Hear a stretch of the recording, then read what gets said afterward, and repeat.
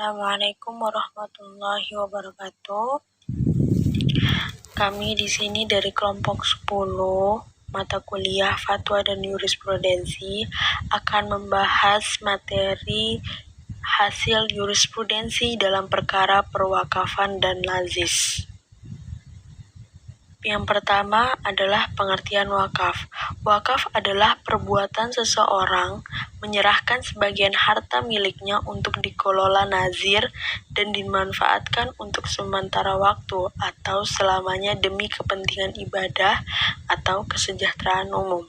Wakaf adalah peranata yang lebih dikenal dalam Islam, tetapi sudah dipositivisasi ke dalam hukum nasional.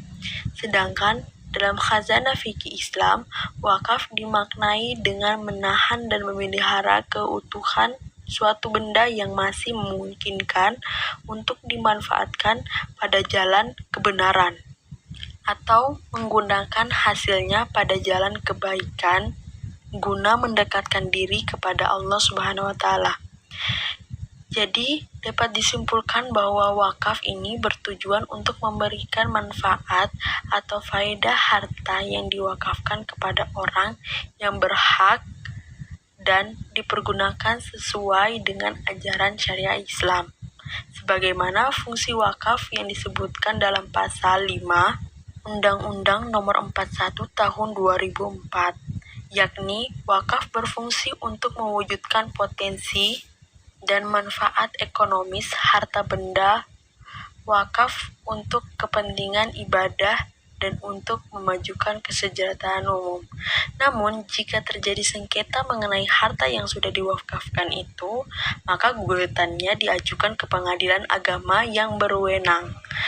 Ini sejalan dengan ketentuan dalam Undang-Undang Nomor 7 Tahun 1989 tentang Pengadilan Agama, sebagaimana diubah yang terakhir dengan Undang-Undang Nomor 50 Tahun 2009.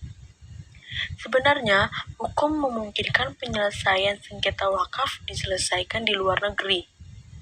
Dan pada Pasal 62 Undang-Undang Nomor 41 Tahun 2004 tentang wakaf malah mendahulukan penyelesaiannya lewat musyawarah mufakat. Penyelesaian lewat lembaga di luar pengadilan seperti mediasi dan arbitrase pun dikemungkinkan. Bisa jadi banyak yang diselesaikan secara internal oleh para pemuka agama karena sengketa mengenai wakaf dianggap sesuatu yang memalukan. Sering ditemukan sengketa hak milik atas tanah yang timbul karena sertifikat ganda. Terhadap tanah yang sama, terdapat lebih dari sertifikat tetapi beda pemilik. Adanya sertifikat ganda tentu melahirkan konflik dan saling klaim kepemilikan atas tanah yang tercatat dalam sertifikat. Maka apabila terjadi sengketa atas tanah karena adanya sertifikat yang lebih dari satu atas tanah yang sama, sertifikat mana yang akan diakui legalitasnya? Dengan sertifikat ganda tersebut, Mahkamah Agung berpendapat bahwa bila terdapat dua atau lebih sertifikat atas tanah yang sama, maka sertifikat yang sah dan berkekuatan hukum adalah sertifikat yang diterbitkan lebih awal. Pendapat Mahkamah Agung tersebut tertuang dalam putusan nomor 976K/PDT/2015 Limtedi vs Kodam 3 atau Siliwangi TNI Angkatan Darat. Tanggal 27 November 2015, dalam putusan itu, Mahkamah Agung berpendapat bahwa dalam menilai keabsahan salah satu dari dua bukti hak yang bersifat autentik, maka berlaku kaidah bahwa sertifikat hak yang terbit lebih awal adalah yang sah dan berkekuatan hukum. Selanjutnya, pembahasan yang ketiga yaitu pengertian lazis. Lazis merupakan singkatan dari Lembaga Amil Zakat Infak Sodaqah. Dalam perkembangannya, lembaga zakat menjadi populer di kalangan masyarakat dikarenakan dalam pelayanan dan pantasyarufannya sangat dijaga dengan amanah dan profesional. Maka ini semua menjadi kebahagiaan untuk para donatur dan pihak-pihak kerjasama bersama lembaga zakat. Zakat sendiri artinya adalah harta yang wajib dikeluarkan oleh orang muslim atau badan usaha untuk diberikan kepada yang berhak menerimanya sesuai dengan syariat Islam. Zakat berbeda dengan infak dan sedekah. Infak adalah harta yang dikeluarkan oleh seseorang atau badan usaha di luar zakat untuk kemaslahatan umum. Sedangkan sedekah adalah harta atau non-harta yang dikeluarkan oleh seorang atau badan usaha di luar zakat untuk kemaslahatan umum. Untuk lembaga amil zakat ini, infak dan sodako adalah organisasi pengelola zakat, infak, dan sodako yang sepenuhnya dibentuk atas prakarsa masyarakat dan dikukuhkan oleh pemerintah. Sedangkan dalam Undang-Undang Nomor 23 Tahun 2011 Pasal 1, lembaga amil zakat, infak, dan sodako adalah lembaga yang dibentuk masyarakat dan memiliki tugas membantu pengumpulan, pendistribusian, dan pendayagunaan zakat, infak, dan sedekah.